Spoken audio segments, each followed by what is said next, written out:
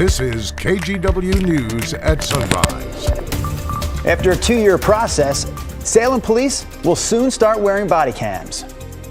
This technology is just another tool in that plan around these ideas of transparency and accountability. How the department will roll them out and how soon officers will have access to the body cam footage coming up in our top story. Also, dinner reservations are hard to come by this close to Valentine's Day, so we skip straight to dessert. Coming up this morning, some great places to stop by and get sweets for your sweetheart. This guy looks like he's moving. Yes. You have faith he's going to get out of the way pretty quickly? No. Okay, so how many times have you been stuck waiting at a freight train crossing? It is so annoying, right, to say the very least. Do you sit there, tough it out? Do you try to find another way around? In another installment of Driving Me Crazy, Chris McGinnis explains there may be some hope on the horizon for Portland drivers. That is coming up at 5:15. It is a Thursday morning here on the Sunrise Show. Christine is present, Brenda is present, Rodney is present as well.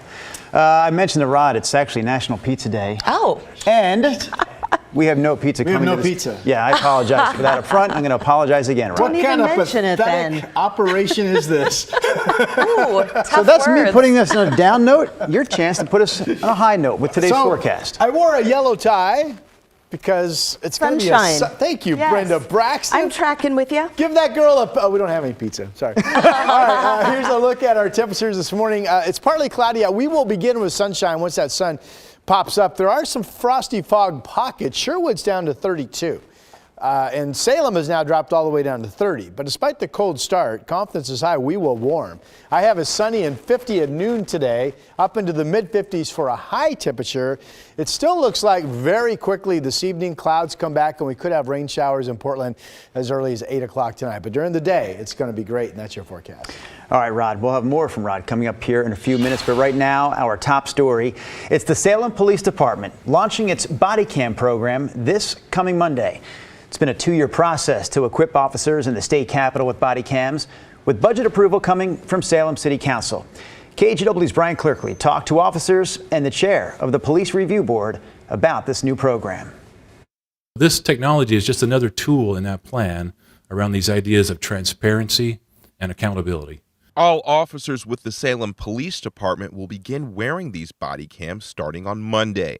The department has been testing the cameras ahead of this launch. As you can see in this example, an incident where a dog was caught by his collar on a fence. It's been a long road for the department to get these devices. It's taken 2 years of planning, even as many other police departments have used body cameras for years. Salem police had to set a budget, work with stakeholders, select the vendors, then test the cameras. That included testing in the field in stress conditions like weather conditions, low light conditions, physical, how well the equipment stays on the officer. Patrol cars will also get in-car video along with body cameras. This process will be complete by the end of summer. When an officer goes out in the community, they tap their cameras on for any incident. After that, they would turn off their camera once they've separated from that incident, and then they could immediately view it. It's Bluetooth connected. For the first 60 days, if an officer forgets to turn their body camera video on, there's a grace period. If they deliberately deactivate their cameras, they will be disciplined according to Salem police officials. Officers will be allowed to review the footage before writing a report. We just look at this as another tool to help officers document very well in their reports what occurred.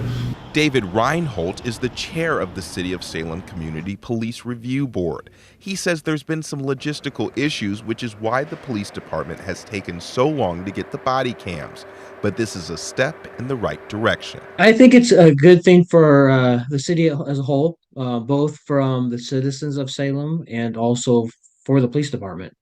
The officers that I've talked to they're very happy about having the body cameras, and most of the citizens that I've talked about are happy as well. Bryant Clerkley, KGW News.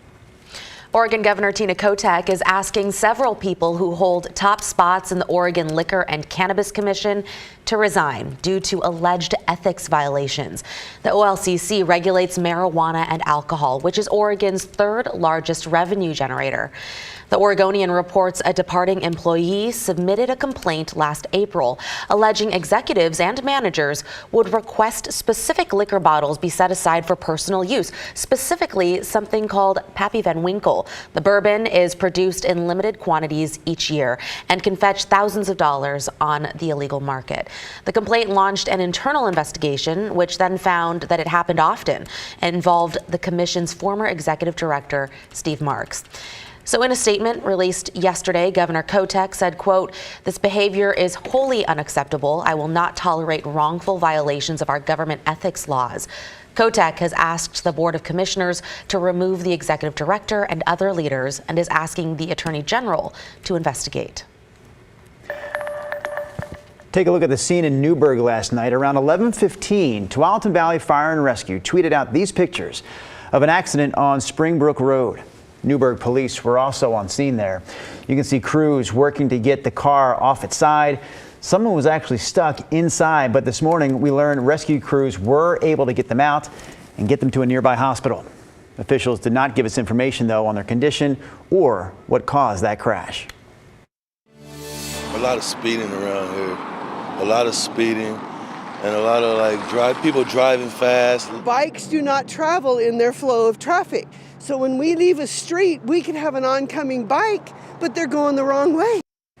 Improvements are finally coming to a dangerous section of road in East Portland. The federal government is giving the city $20 million to make 122nd Avenue safer. PBOT says this street is in the top 5% of the most dangerous roads in Portland. It has about 5 crashes a week, and 3 in every 100 end in death or serious injury. It's a street that is one of our most dangerous in the city and that we have known really needs upgrades to it for some time now.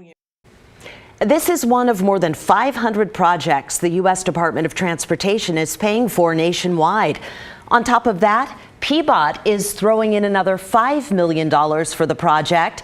From Sandy to Foster, crews plan to put in new pedestrian crossings, protected bike lanes, speed reader boards, raised medians, and extra street lighting. PBOT says construction, though, won't start for a couple of years. The Super Bowl is just a few days away, and the majority of Americans will tune in this Sunday to see the Chiefs and Eagles duke it out. And if they're not tuning in for the game, it'll be maybe for the ads or Rihanna's halftime performance. With talk of who's watching and who's not, there are claims out there that last year's Super Bowl was the most watched ever. Brandon Lewis with our Verify team looked into it. Verify here with your Fast Fact. The Super Bowl is this Sunday. If it's anything like last year, a majority of Americans will be watching. But was last year's game the most watched Super Bowl ever? These are our sources. In 2022, rating analytics company Nielsen estimated more than 101 million people watched the Rams beat the Bengals. That was about 5 million more people than in 2021. However, it was not the most watched ever. The viewership record was set in 2015 when more than 114 million people tuned in to watch the Patriots narrowly beat the Seahawks. The NFL argues those ratings don't include all the people who watched the game together at bars or friends' homes. The league commissioned a study that estimated more than 200 million people really watched last year's game. With your Fast Fact, I'm Brandon Lewis. All right, we all know who Rod Hill is rooting for on Sunday. We do. And we know who I'm rooting for on Sunday. Eagles! Yeah. I haven't decided.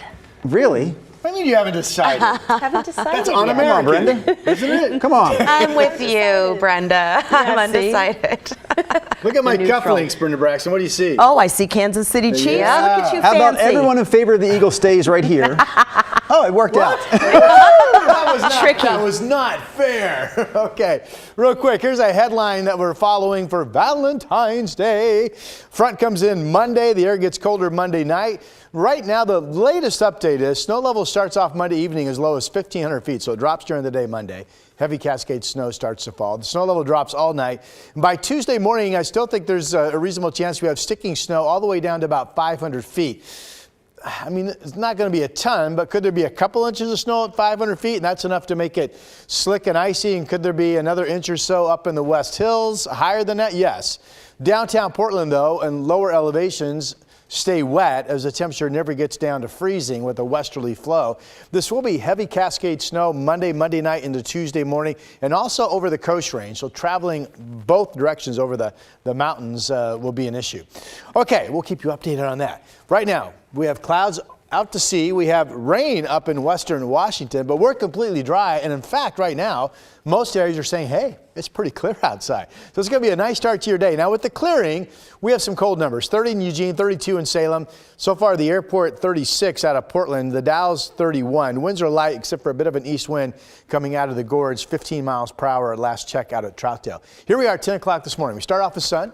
Now let's watch this. Watch it with me. Here we are. This is 4 o'clock in the afternoon. We're still sunny. It's going to be a beautiful day. All right. Clouds quickly come to the coast a little bit later today. And then just like that, this evening, maybe around 8, this is 8:30, we have showers returning with those clouds. And then we have scattered showers into Friday.